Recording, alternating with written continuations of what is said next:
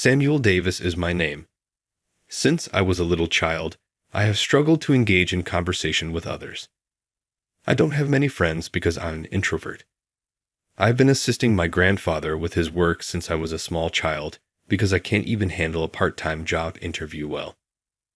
My grandfather is a farmer, and I live close to his home and farm.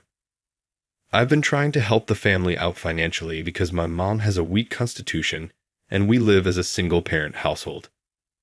At one point, my grandfather said to me, "You're doing fantastic, Samuel. Having a man around is really beneficial." For me, having a location where I belonged was crucial, especially when I was feeling down, not fitting in at school, and even being teased by the females. I began studying farming alone while I was in middle school. My grandfather's stories were insightful and far more engaging than academic assignments. I began giving becoming a farmer significant consideration when it came time to make decisions about my future. Even if I went to high school, I doubt I would perform well, and given the financial situation of our family, it would be best to begin working as soon as possible. I could ease my mom's and grandpa's burdens if I were to inherit the farm eventually. After middle school, I made the decision to become a farmer. However, my grandfather once told me gravely, "You're a bright youngster. You can succeed as a farmer, but that is insufficient." Huh. In the past, even if you were a quiet person, you could still operate a business as long as your crops were good. That won't do now, though. All the good deals go to the smooth talkers. Put another way, it would be difficult for me, as an introvert, to earn a solid living. In fact, I would prefer to purchase from the more gregarious person if they were selling vegetables of the same caliber. Even farming has reached a new phase in which strong marketing and networking are key. Growing tasty vegetables is pointless if you can't sell them. I have to get over being shy. I was thinking along these lines one day when I got a notice about a middle school reunion. My grandfather suggested, "This might be a good opportunity to get over your shyness," but I wasn't too excited. Go try it out. I made the decision to go.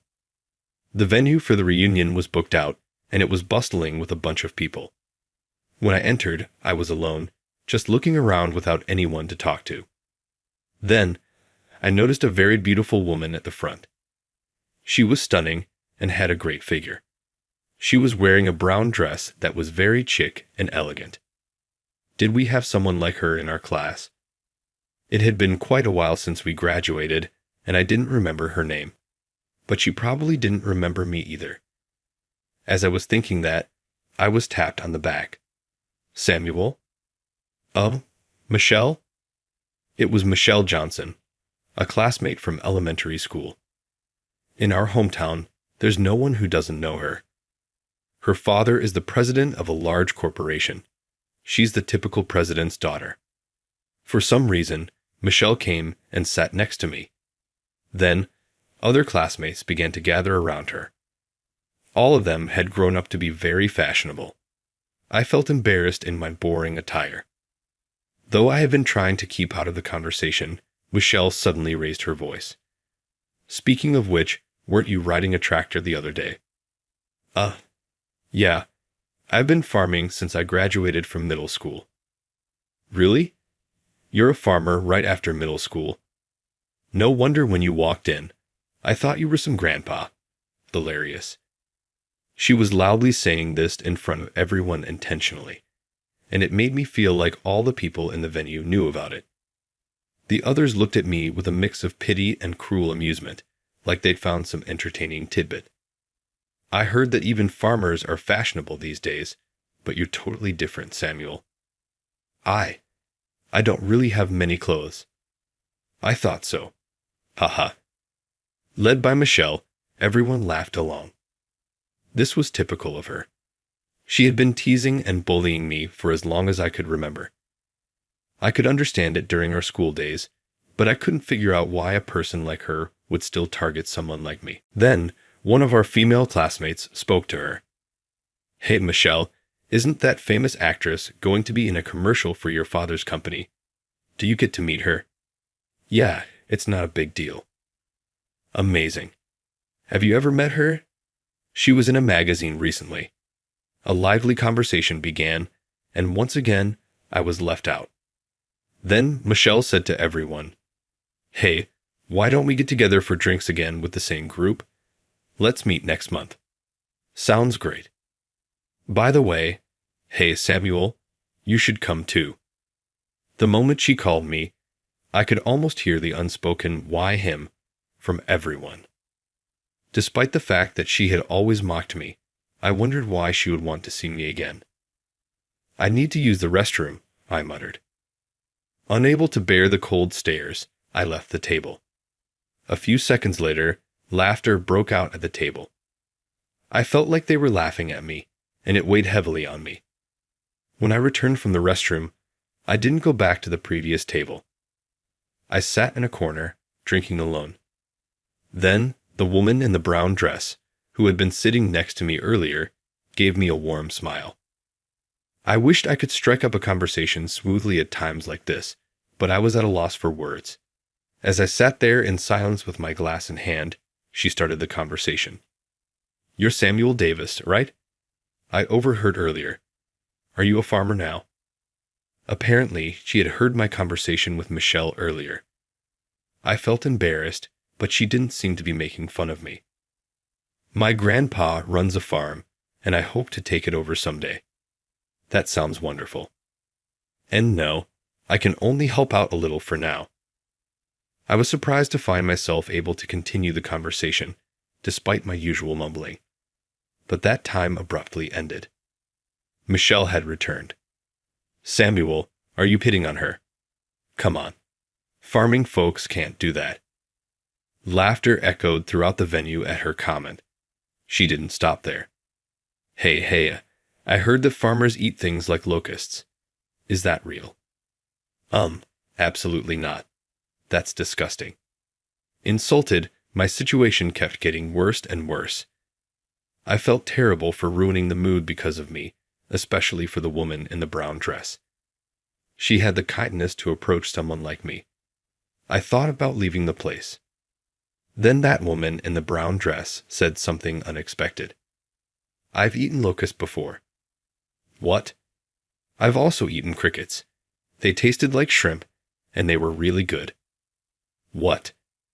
That caused a great commotion, but maybe because she was attractive, her words seemed to have a certain sway over everyone, and the reactions started to change. I've heard about it too. Eating insects is becoming a trend, right? I've seen it on TV too. In some places abroad, they even eat crayfish. Their opinions suddenly turned positive and started to fly around. Michelle tried to steer the conversation back, but everyone was siding with that brown dress girl, so nobody was listening to Michelle anymore. "Samuel, should we get going soon?" "Huh? What?" Suddenly, I was taken away by that woman in the brown dress. I was not sure what was happening. We walked down the night road. Why did you help me? Also, I'm sorry, I haven't even asked for your name yet." I still couldn't remember who she was. Then she said with a blush, "I'm Jennifer Roberts. Do you remember me?" "Jennifer? Wait, that Jennifer?" I was in the same class as Jennifer back in 8th grade. At that time, she wore thick glasses with a braid and looked like a serious person. She looked so different now that I was taken aback. "I've always wanted to say thank you, Samuel. That's why I brought you out here." "Thank me." When I asked, she told me she had been a chronic school refuser until 7th grade. When she gathered the courage to attend school in 8th grade, she got strange looks from her classmates, and they talked behind her back. I thought I really hated school. On the way home that day, I tripped, and my bag spilled. I was picking up my things, feeling miserable. Then you, Samuel, who was in the same class, helped me. I certainly remembered that. As I picked up the scattered school supplies, I told her, "You know, vegetables don't get tasty unless they get some sunlight." I didn't understand what you meant then, but later I realized that you were encouraging me to come to school. Yeah, that was probably the best wisdom I could use at the time. I was so happy and felt like going to school again the next day. Inspired by those words, she made an effort to get out more. Thanks to that, she managed to attend high school. Then she started to care about her appearance, got a job, and was scouted as a model. After high school graduation, she appeared in a magazine and now works at an editorial production company. I don't really suit being in the spotlight. I feel more at ease when I'm behind a desk. I get it. I'm shy and have trouble dealing with people. It's a waste for a beauty like her, but I understand her feelings. Before I knew it, I was able to talk to her with an open heart. I thought I could avoid people by becoming a farmer, but it doesn't seem to be the case now. How come? When I told her the problem my grandpa pointed out, she fell into deep thought. But she soon said, "Samuel, would you show me your work just once?" A few days later, she really came to our farm, also bringing a photographer. The collaboration of youth and farming seemed to be a popular content these days, and they were apparently planning a special feature. I wasn't sure about the whole thing, but she interviewed my grandpa and me quite extensively. When the article came out, the response was more than we expected.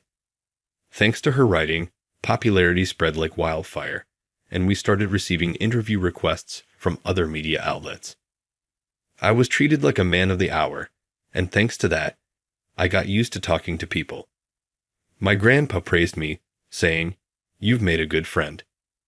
In the middle of all this, an invitation came to a reunion with some of my old classmates. When I went to the bar with Jennifer, I was welcomed with a completely different attitude than before. "Hey, I saw your feature, Samuel. You're doing great. Weren't you on a morning show recently? Farming looks so different and cool these days." I was admired and fussed over. It was the first time I'd been treated like this, and I was somewhat taken aback.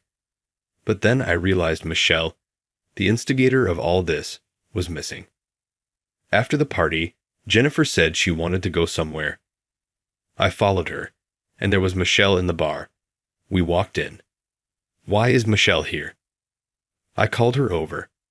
"When I was writing your article, I researched local farmers and found her grandfather's name among them."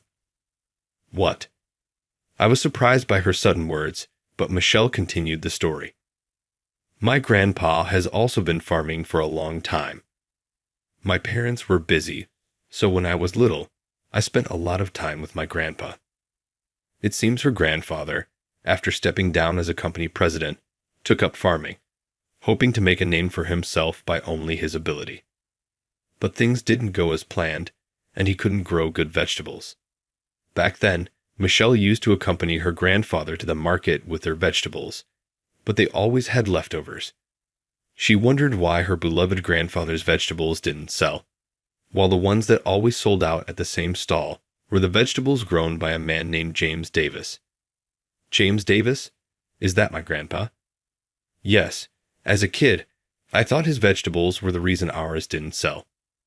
Of course, my grandpa never said such a thing, but I wasn't convinced. When I found out in middle school that you were his grandson, Samuel, I was so frustrated I bullied you. But it turns out that wasn't the only reason. She was walking the path her parents had laid out for her. Even if she had something she wanted to be, she was scared of failing like her grandfather. But Samuel, you chose to be a farmer on your own. Even though you were laughed at, you always tried hard. Even though I get praised a lot, in the end, it's all thanks to my parents or the company. I can't do anything on my own. Why are we so different?" As she said this, she started crying. I couldn't help but speak up. "Is your grandpa still farming?" "Yeah." "Can I visit the farm sometime? I want to see what kind of field it is. I'll bring my grandpa along." "Can I join too?" "There might be something I can help with," Jennifer added. Michelle looked surprised. "Why? Even though I've been so mean to you?" "I won't deny it was tough, but maybe it's my farmer's blood. I want to see your family's vegetables anyway."